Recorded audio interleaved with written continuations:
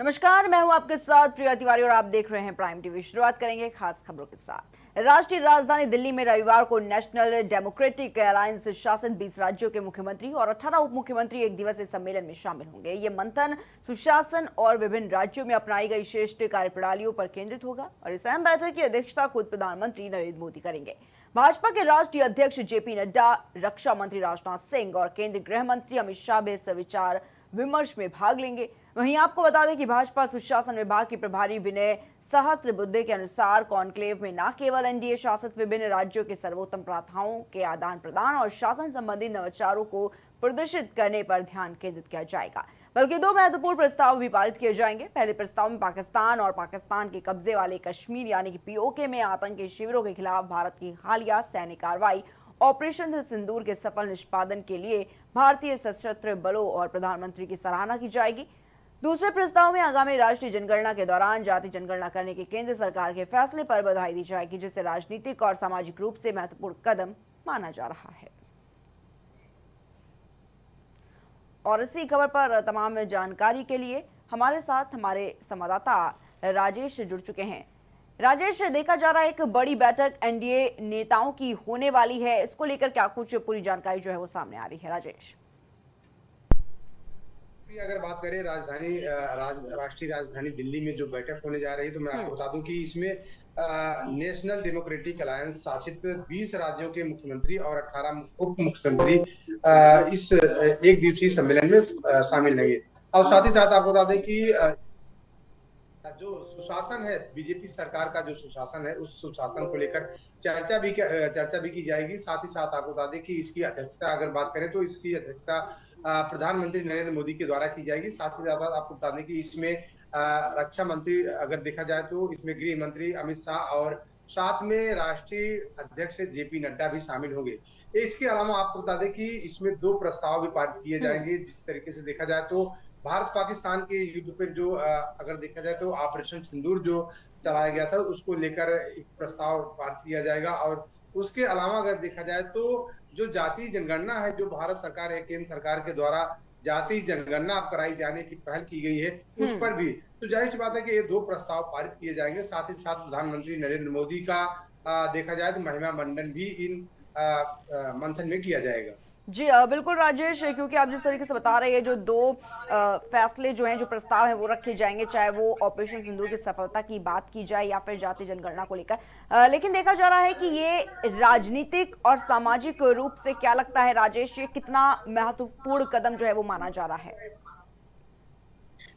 देखिए प्रिया, आपको बता दें कि जो कदम है कहीं न कहीं देखा जाए तो महत्वपूर्ण कदम है, क्योंकि जी भारत सरकार या मोदी सरकार के तहत जो फैसले लिए गए हैं, उन फैसलों को लेकर भी मंथन किया जाएगा। उन फैसलों की जिस तरीके से फैसले लिए गए उनको भी बात पे चर्चा की जाएगी। साथ ही साथ आपको बता दें कि जो इसमें मुख्यमंत्री और उप मुख्यमंत्री शामिल हो रहे हैं, तो जाहिर सी बात है कि सभी उप मुख्यमंत्री और मुख्यमंत्री इन सब बातों पर चर्चा करेंगे।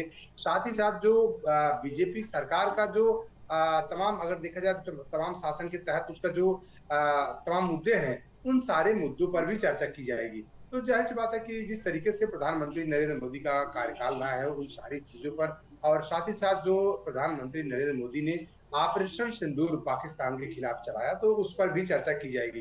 तो वही अगर बात करें जातीय जनगणना को लेकर, तो विपक्ष लगातार लंबे समय से जातीय जनगणना की मांग करता रहा है।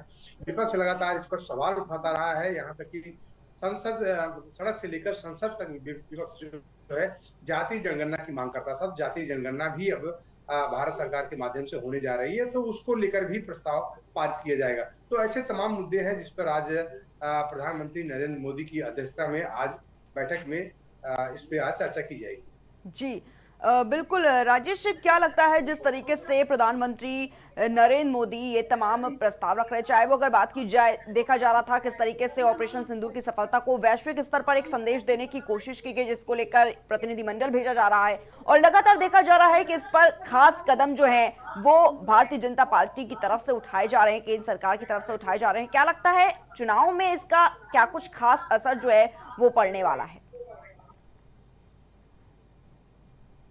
बिल्कुल प्रिया, देखिए चुनाव की अगर हम बात करें तो चुनाव में इसका जी असर कहीं न कहीं देखने के लिए मिल सकता है। लेकिन सबसे बड़ी बात है, विपक्ष पहले से ही सवाल उठाता रहा है कि प्रधानमंत्री नरेंद्र मोदी जब कोई भी अगर देखा जाए चुनाव आता है, चाहे कोई भी चुनाव रहा हो, चाहे लोकसभा का चुनाव रहा हो या फिर राज्यसभा का चुनाव रहा हो या फिर विधानसभा का चुनाव रहा हो, तो कोई भी चुनाव आता है तो प्रधानमंत्री नरेंद्र मोदी कोई न कोई सी गुफा छोड़ते हैं।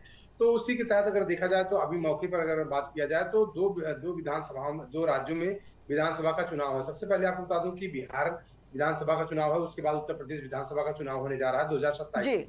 तो जाहिर सी बात है कि इसको लेकर अगर देखा जाए तो विपक्ष लगातार सवाल उठा रहा है, विपक्ष लगातार प्रधानमंत्री नरेंद्र मोदी को इस मुद्दे पर घेरता आ रहा है कि एक तरफ प्रधानमंत्री नरेंद्र मोदी ऑपरेशन सिंदूर चलाते हैं तो दूसरी तरफ बिहार में जाकर राजनीति करते हैं, बिहार में जाके वहां पे रैली को संबोधित करते हैं। तो कहीं ना कहीं देखा जाए तो प्रधानमंत्री नरेंद्र मोदी का जो ऑपरेशन सिंदूर था, ये सिर्फ अगर देखा जाए तो सिर्फ राजनीतिकरण करने के लिए था, क्योंकि प्रधानमंत्री नरेंद्र मोदी खुद जाकर बिहार में रैली को संबोधित करते हैं। तो जाहिर सी बात है, ऐसे तमाम मुद्दे हैं, ऐसे तमाम अगर देखा जाए तो जो विपक्ष जो है तमाम सवाल बीजेपी सरकार पर या कहीं मोदी सरकार पर उठाता नजर आ रहा है। प्रिया जी ठीक है राजेश, बहुत बहुत शुक्रिया आपका हमारे साथ जुड़ने के लिए और तमाम जानकारियों के लिए। तो आपको बता दें कि एनडीए नेताओं की बड़ी बैठक जो है वो होने वाली है, जिसमें आपको बता दें कि एनडीए शासित राज्यों के जो सीएम हैं वो इस बैठक में शामिल होंगे और 2 प्रस्ताव इस बैठक में रखे जाएंगे।